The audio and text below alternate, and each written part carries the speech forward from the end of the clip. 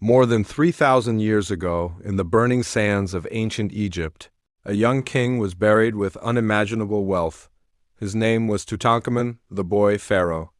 Egyptians believed that death was not the end, but a journey into the afterlife.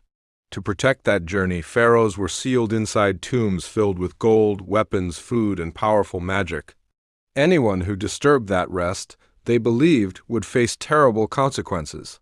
For centuries, Tutankhamun's tomb remained hidden. Kingdoms rose and fell, empires disappeared, but the tomb stayed sealed, waiting. In 1922, British archaeologist Howard Carter was running out of time and money. His sponsor, Lord Carnarvon, had nearly given up hope.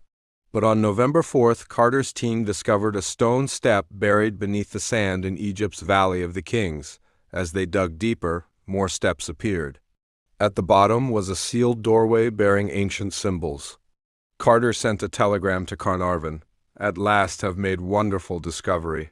When Carnarvon arrived, the two men stood before the sealed door. Carter made a small hole and peered inside with a candle. Carnarvon asked the famous question, "Can you see anything?"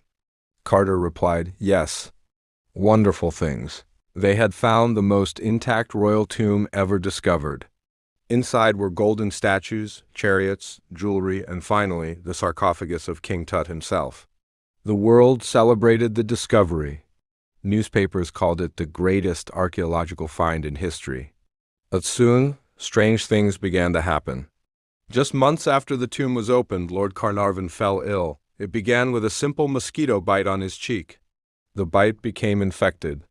He developed a fever, then blood poisoning. Doctors could not stop it. On April 5, 1923, Lord Carnarvon died. At the exact moment of his death, all the lights in Cairo mysteriously went out.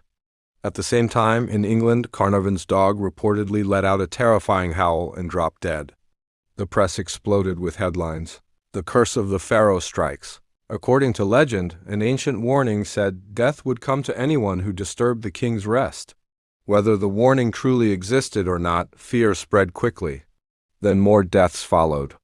An American millionaire named George J. Gould visited the tomb. Shortly after leaving Egypt, he developed a sudden fever and died. Another visitor, Aubrey Herbert, Lord Carnarvon's half-brother, became blind and later died from blood poisoning. Members of the excavation team began falling ill. Arthur Mace, one of Carter's closest assistants, suffered mysterious health problems and died young. Sir Archibald Douglas Ridd, who x-rayed Tutankhamun's mummy, died suddenly not long after. Even people who